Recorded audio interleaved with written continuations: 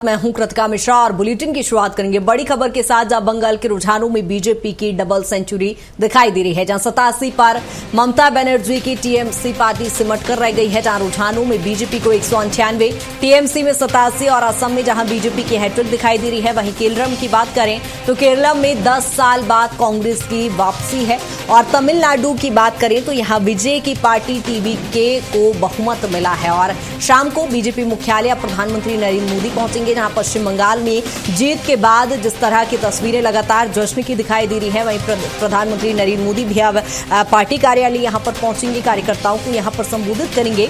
वहीं राहुल गांधी ने ममता बनर्जी पर निशाना साधा है। ममता ने बंगाल में ध्रुवीकरण किया है, राहुल गांधी का यह बयान सामने आया, उन्होंने निशाना साधा है।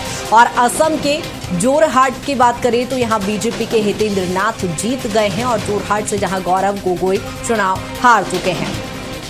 जहां आपको लगातार 5 राज्यों के चुनावी नतीजे बता रहे हैं और ऐसे में पश्चिम बंगाल में जो बीजेपी की जीत यहां पर दिखाई दे रही है, जहां बीजेपी ने दावा किया था 150 पार का, वहीं 198 अभी फिलहाल बीजेपी की यहां पर बढ़त लगातार देखी जा रही है। और वहीं ममता बनर्जी हारती हुई नजर आ रही है। टीएमसी जहां 87 पर ही सिमट कर रह गई है और ऐसे में जोरहाट से गौरव गोगोई चुनाव हार चुके हैं। कुछ सीटों पर चूंकि पूरी तरीके से नतीजे आ चुके हैं। तमिलनाडु की बात करें तो यहां पर विजय की पार्टी, जो कि सिर्फ 2 साल पहले ही उभर कर सामने आई थी, जहां अलग पार्टी बनाने के बाद एक बड़ा चैलेंज था, लेकिन इसके बावजूद भी यहां पर टीवीके का जहां पूर्ण बहुमत के साथ वो सरकार बनाती हुई और जीतते हुए दिखाई यहां पर दे रही है। ऐसे में तमिलनाडु में एक बड़ी जीत यहां पर देखी जा रही है। हालांकि एआईएडीएमके की यहां पर शुरुआत से ही चर्चा चल रही थी, जिस तरह से एग्जिट पोल्स आए थे उसके इतर यहां के परिणाम देखे जा रहे हैं। और केरल में कांग्रेस यहां पर जीतती हुई दिखाई दे रही है, जहां 5 राज्यों के नतीजे जिस तरह से आ रहे हैं, हालांकि अभी पूरी तरह से इन्हें नतीजे नहीं कहा जा सकता, लेकिन जिस तरह से पश्चिम बंगाल में पूरा खेल पलट दिया गया है, जहां टीएमसी हारती हुई यहां पर दिखाई दे रही है और ममता बनर्जी जिस तरह से जीत का दावा कर रही थी, जिस तरह से उनकी रातों की नींद उड़ी हुई थी, उसके बाद यहां पर अब बीजेपी 198 पर है, सीधे तौर पर बढ़त दिखाई दे रही है। एग्जिट पोल्स के अनुसार ही अब नतीजे आ रहे हैं, रुझान आ रहे हैं।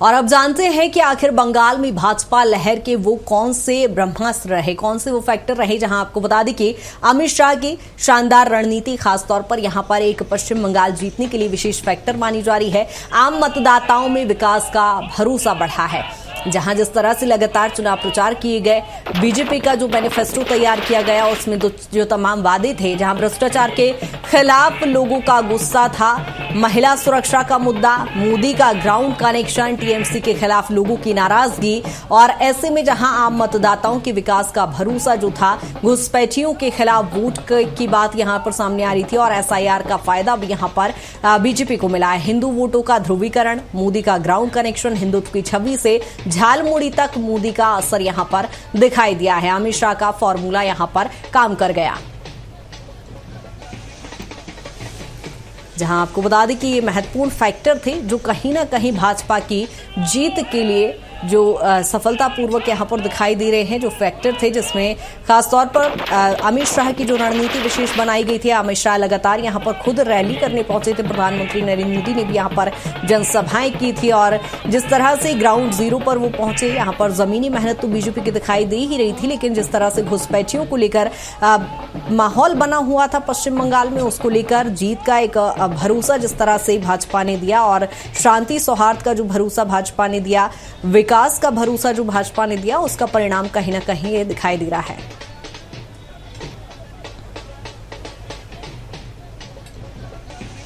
और जहां पश्चिम बंगाल में बीजेपी के लिए जो फैक्टर्स हैं, जहां टीएमसी के खिलाफ चूंकि नाराजगी देखी जा रही थी, एसआईआर का भी फायदा भाजपा को यहां पर मिलता दिखाई दिया है।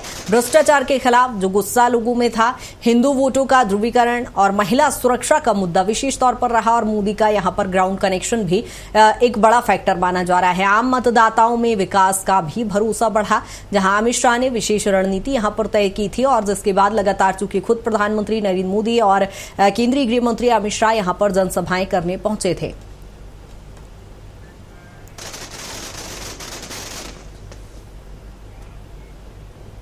और वहीं चुनाव परिणाम के रुझान को लेकर मुख्यमंत्री का बड़ा बयान सामने आया। बंगाल सहित 5 राज्यों में बीजेपी के पक्ष में यहां पर परिणाम दिख रहे हैं। बंगाल में भारतीय जनता पार्टी की बहुमत में सरकार बनेगी। बंगाल की जनता को टीएमसी की निरंकुश सरकार से निजात मिलेगी और असम और पुडुचेरी में भी भाजपा की सरकार बन रही है। जनता का मुख्यमंत्री ने धन्यवाद भी किया।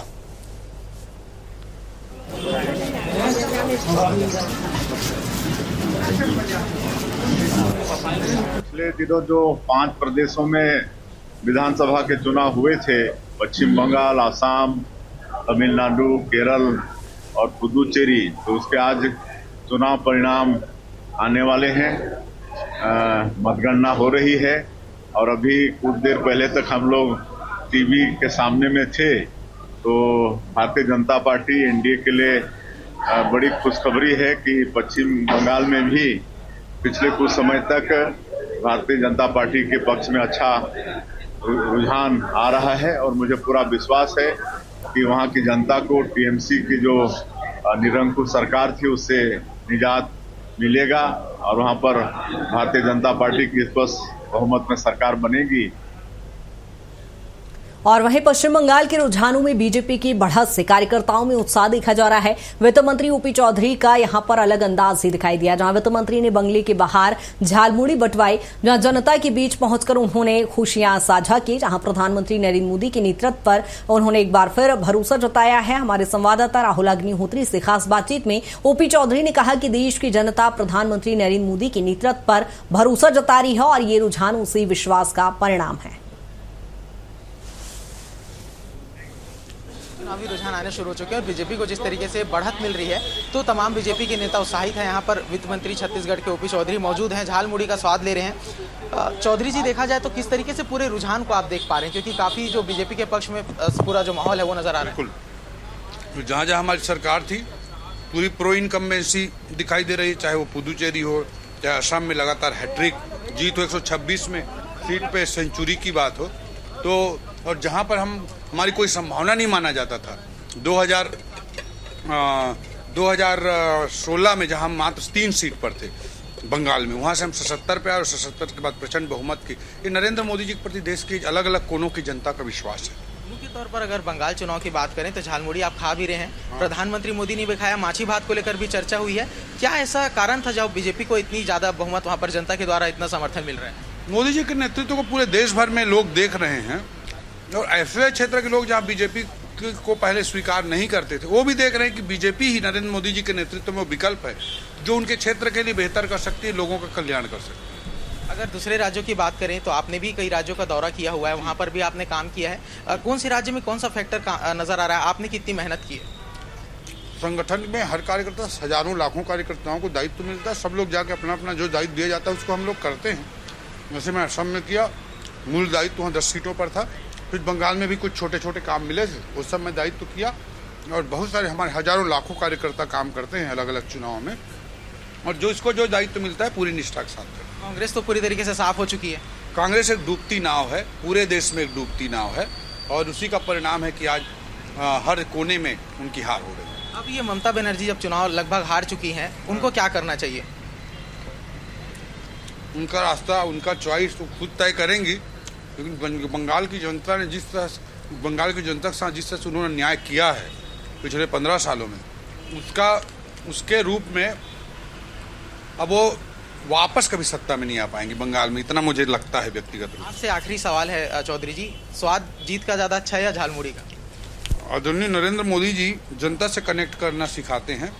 हम भी बचपन से झालमुड़ी खा रहे हैं, मुर्रा के अलग अलग रूप खा रहे हैं, तो आज इसका स्वाद, जीत के स्वाद दोनों मिलके आ रहा है।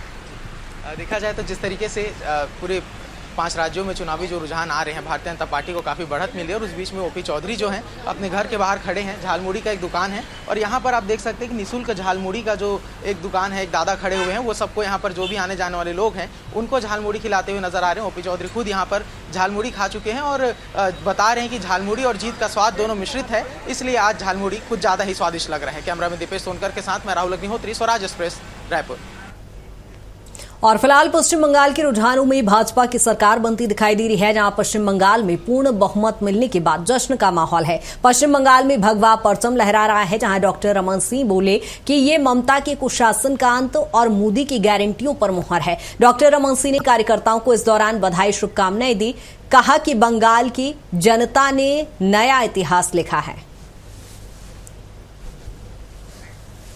ये अद्भुत क्षण है। मैं बधाई देना चाहता हूँ सभी मतदाताओं को, कार्यकर्ताओं को, वेस्ट बंगाल की जनता को नमन करता हूँ जो संघर्ष करते रहे, मगर संघर्ष के बाद सबक सिखाया है ममता को। उनको मालूम हो गया था कि चुनाव में वो हार रहे हैं और पराजय के डर से उन्होंने बहानेबाजी ढूंढना शुरू कर दिया। अब बहाने से काम नहीं चलेगा।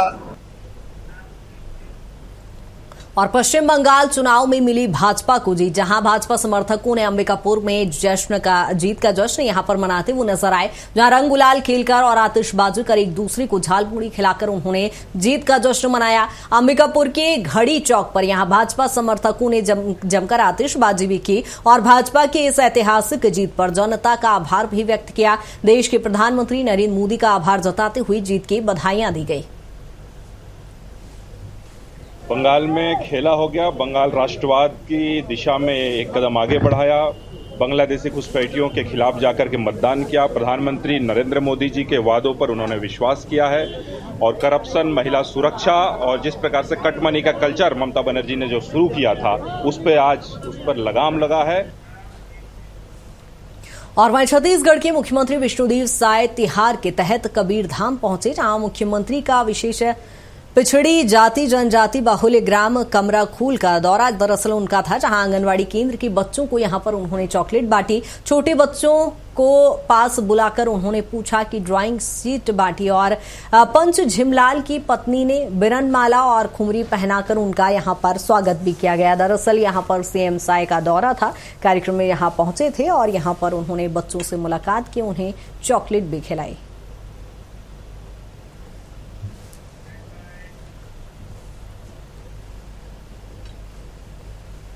और वहीं सीएम विष्णुदेव साय सुशासन तिहार के तीसरे दिन अचानक कवर्धा जिले के वनांचल क्षेत्र कुकदूर पहुंचे, जहां उनके इस अचानक से दौरे को लेकर ग्रामीणों में जहां भारी उत्साह देखा गया। पंडरिया विधायक भावना बोहरा ने मुख्यमंत्री का आत्मीय स्वागत किया। दौरे के दौरान सीएम साय ने न केवल निर्माणाधीन भवन और में महिला मिस्त्रियों के साथ ईंट रखकर उनका सम्मान किया, बल्कि संवेदनशीलता की मिसाल पेश करते हुए मजदूरों के साथ बैठकर सादगीपूर्ण भोजन भी किया। सीएम ने इस मौके पर केंद्र और राज्य सरकार की योजनाओं का जमीनी फीडबैक लिया और ग्रामीणों की समस्याओं के त्वरित समाधान के निर्देश दिए।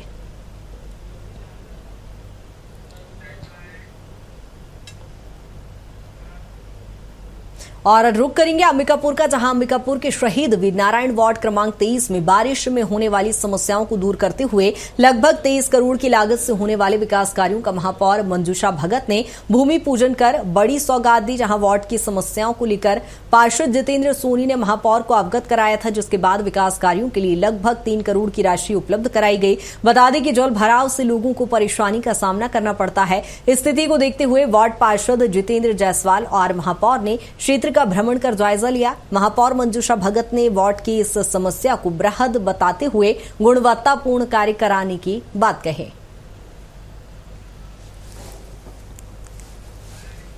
यहाँ पर बहुत परेशानी से जूझना पड़ता था। जब जब बारिश आता था तो सबके घर में पानी घुस जाता था, इसलिए ये नाला बनना बहुत जरूरी था। उसी के तहत ये नाला को पार्षद के माध्यम से और हमारे लोकप्रिय यहाँ के लोकल मंत्री जो है राजेश अग्रवाल जी ने बहुत सारा राशि ऐसे स्वीकृत कराई हैं जो बड़ी बड़ी नाला है, तो सभी अंबिकापुर शहर के नाला जिसमें कठिनाई होती थी वो दिक्कत वो दूर हो जाएगा और जो इस बार का बरसात में लगभग बन जाएगा। घर जो पानी से डूब गए थे, रोड लबालब पानी से कई लोगों के सामान बर्बाद हुए, कई लोगों के घर भी गिरे। उसे देखते हुए हमारे संवेदनशील महापौर जी जो स्वयं भी यहाँ निरीक्षण करने आई थी और लोकप्रिय विधायक हमारे राजेश अग्रवाल जी के विशेष प्रयास से हम लोगों को करीब 1.5 करोड़ की लागत से निर्माण कार्य की स्वीकृति प्रदान की गई है। और रुक करेंगे अगली खबर की ओर, जहां प्रधानमंत्री नरेंद्र मोदी द्वारा पश्चिम बंगाल चुनाव के दौरान सड़क किनारे मिलने वाले लोकप्रिय स्नैक झालमुड़ी का आनंद लेने का अंदाज अब राजनीतिक प्रतीक बन गया है। इसी कड़ी में रायपुर के एकात्म परिसर में भाजपा नेताओं और कार्यकर्ताओं ने जीत का उत्साह जताते हुए झालमुड़ी का लुत्फ उठाया और जहां कार्यकर्ताओं ने इसे बंगाल की संस्कृति से जुड़ाव और आमजन से संवाद का प्रतीक बताया। उनका कहना है कि भाजपा सरकार बनने पर ऐसे स्थानीय स्वाद और परंपराओं को बढ़ावा मिलेगा।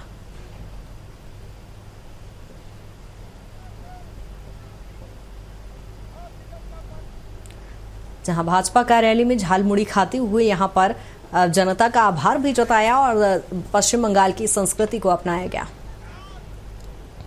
और दुर्ग से खबर, जहां नगर निगम महापौर में सत्ता का अहंकार यहां पर दिखाई दिया, जहां महापौर का एक वीडियो वायरल हो रहा है, जहां बीच सड़क पर दुकान लगाने के दौरान यहां पर महापौर भड़कती नजर आई। ठेला हटाओ नहीं तो लगाऊंगी एक, इस तरह का उनका ये बयान भी सामने आया है और सोशल मीडिया पर अब उनका ये वीडियो तेजी से वायरल हो रहा है। हालांकि इस वीडियो के वायरल होने के बाद सफाई भी दी।